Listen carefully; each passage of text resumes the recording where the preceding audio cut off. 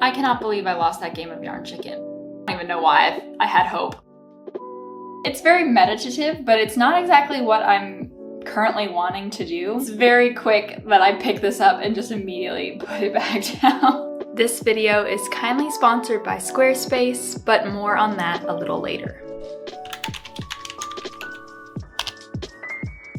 I feel like it has been days and days and days of me working Italian bind off on my fisherman's rib cardigan. I recently finished the body working 1 by 1 rib at the bottom.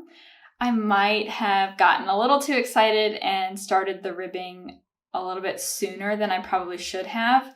I was thinking that half fisherman's rib after blocking will stretch a lot, and I still think it will. Even some of you said that you've gotten quite a bit of length after blocking, so I was kind of hopeful about that. We still have to see because I haven't, finished casting off yet. I'm thinking it's still possible, but after trying it on as it is now, I'm a little nervous. I'm just hoping that I can really just stretch it out, and, I will try and do so. But yeah, so all that's left now is for me to finish this Italian bind off, which has taken me so long. And, for multiple reasons. There are a lot of stitches for this cardigan. This is a very wide cardigan, probably a lot wider than I was anticipating. This is what happens when you're just winging a design and kind of just going with the flow. I did do some calculations, but then I was nervous and added in some more increases just to be on the safe side, to make sure that I would have enough room. Again, maybe blocking, I should have just trusted the process, because now the cardigan is very, very wide. Hold on, I'll show you in a second. Let me just pull this through. So this is what I've cast off so far. And I have a little less than half to go, but look at this. Maybe it's not so bad. It's supposed to be oversized. It's just now very cropped, so we'll see. Anyway, so that's what's been taking a really long time, just because, when you have so many stitches, typically they recommend that the working yarn, the thing that I'm pulling endlessly, it is recommended that you have working yarn that is 3 times the width of the stitches that you want to cast off. You don't always need that much, but I did that to be safe. And since I did that to be safe, I have a lot of yarn to kind of just pull through. So that, of course, is not the fastest. And then on top of that, I found that the Ecolana is actually very fragile, almost like a Nutiden quality, or whatever that yarn is that everybody's crazy about. There's a bunch of different types, but that the one that's just so easily pulled apart. It kind of has that same quality because there's not a lot of twist to it, which is frustrating. And I didn't notice that before. I didn't really notice at all that it was very fragile, but I realized that's probably because I've been working this whole time with 2 strands held together. So I've been knitting this one up with Drops Alpaca Kids Silk held with it, and that will obviously strengthen the fiber, but here it keeps pulling apart. So here I'm losing yarn because as I'm trying to tug through, it's getting caught and stuck, and it's just frustrating. So it's also taking a really long time because I'm not able to combine steps together. So I have to do each step individually and pull like this.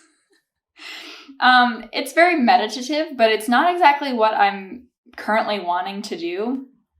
I've been really wanting to just knit and not do the other steps of knitting projects. So this is really, since it's so slow, it's really been making me want to put this project down more. So I'll do a couple of stitches here and there with the Italian bind off, but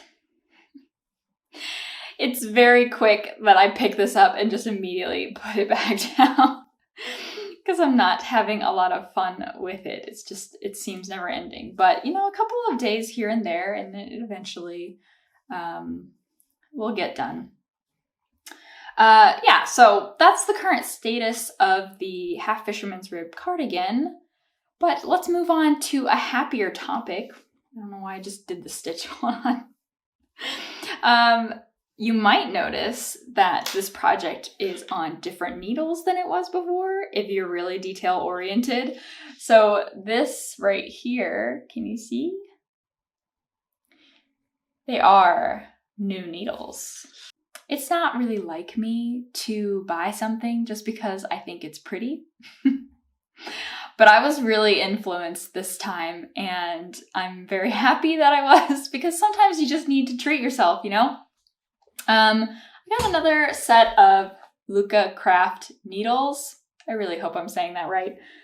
I know I've been saying it wrong, but I got a new set. This is the Cypra needle set, and I first saw this set thanks to Copy Callie and her knitting podcast. Immediately, she showed that she got this set, and as soon as I saw it, I was like, well, crap, now I gotta go buy it. Because they're absolutely beautiful. Really. I think this is probably the most beautiful set of needles I've ever seen. They are copper needles, and just the color alone is everything that I could want and more. They're so shiny, they just look really luxe. They come in this really nice brown suede. And I just love my driftwood needle set and my shorty set. And I absolutely didn't hesitate to purchase these. You know, also because I had a birthday at the beginning of this month in April. And I decided, you know what? What else am I gonna buy for myself? I didn't buy myself anything else. Of course, when I first got this set, I immediately switched them onto my cardigan project so I could test them out, and I worked basically all of the rib in those needles or with those needles. And so I've been able to kind of experiment with them and kind of get my first impressions going, and I am really pleasantly surprised because if you remember, I kind of mentioned that I don't really like metal needles. So it was kind of surprising to me that I wanted them in the first place. But the reason that I don't typically like metal needles, and what I've mentioned in the past, is that they're very slippery. They're hard to work with because I can't really control my tension as well as I can with my driftwood needle set or wooden needles. And that's just been my main thing against them. I find, though, with these copper needles, and maybe it is because they're copper and not aluminum, that I have a lot more control than I have had in the past, which is really great. So nothing really stumbles me there. The only thing after, you know, playing with a couple of these, I am really noticing the difference in the weight, which, you know, could have a big impact on you if you are a big wrist pain knitter. That's a weird way of putting it. But if you have wrist pain when you're knitting, these might make it worse. I haven't experienced that, which is really great. And I've dealt with wrist pain before. I'm just noticing that these might not be as, you know, ergonomic because they do weigh a little bit more than, you know, the light wooden needles. So that's definitely something to consider. But like I said, it hasn't really deterred me too much, and I haven't really gone away from a project that I was working with these and really think that it was too much.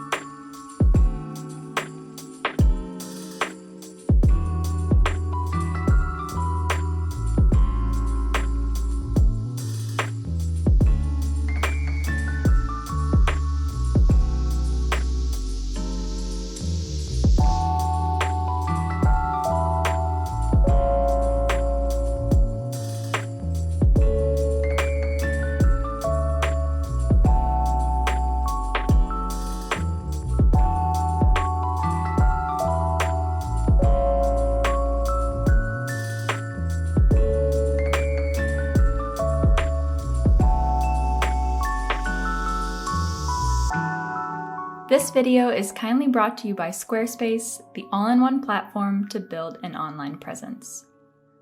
Whether you want to start creating and selling your own products, showcase a portfolio of your hard work, or just create a space unique to you and your life experiences, I would really recommend giving Squarespace a try. You can start by selecting from their wide range of beautiful templates, and then from there you can customize it as you need. Honestly, this is my favorite thing about Squarespace. You don't have to start from zero, and there's a lot of great inspiration to get you started. I started using Squarespace about a year ago to launch wellovedknits.com. There I share knitting projects as well as a range of products available on my online shop.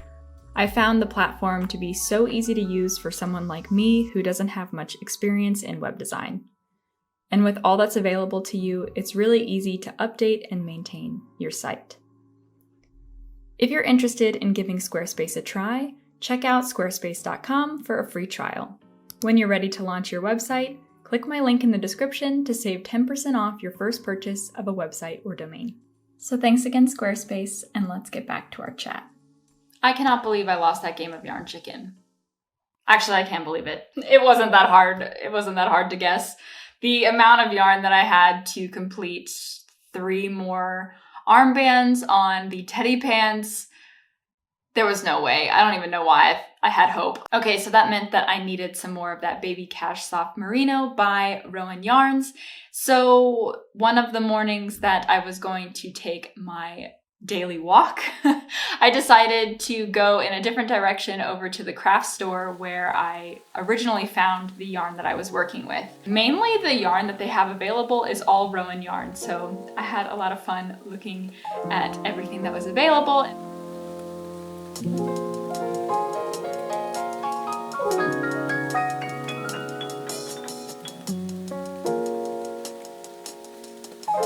And of course, I was able to find the exact color of the Baby Cash Soft Merino to finish up the project.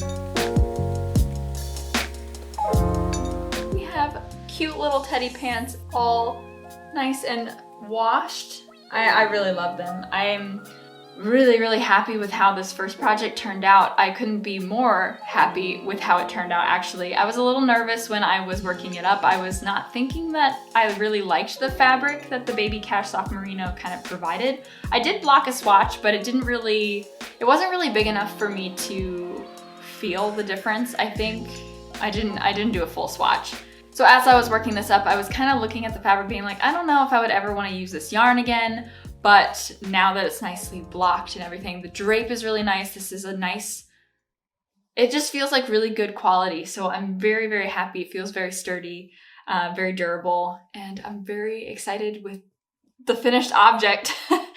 I did a lot more Italian bind off, but this was much more manageable than my cardigan because very small circumference that we had to deal with.